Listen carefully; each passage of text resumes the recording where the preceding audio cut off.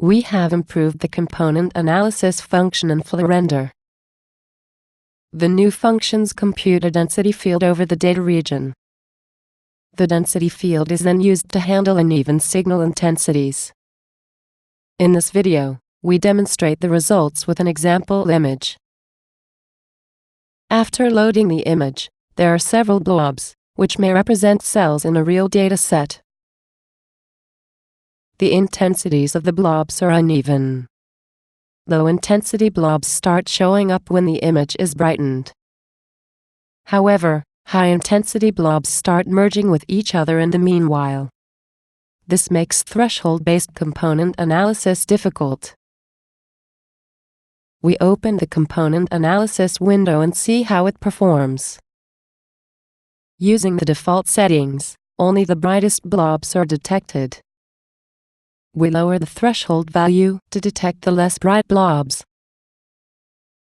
Further lowering the threshold value makes high-intensity blobs merge. No single threshold value can be found to easily separate all the blobs. Therefore, the simple threshold value is insufficient for many datasets with large intensity variations. We added a new density field option to handle these datasets. First, let's see how the default settings work. Except for two blobs that are close together, all blobs have been separated and identified. Then, let's look at the details in density field settings.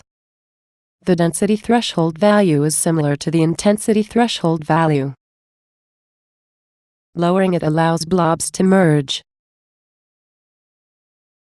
And increasing the density threshold value separates the blobs.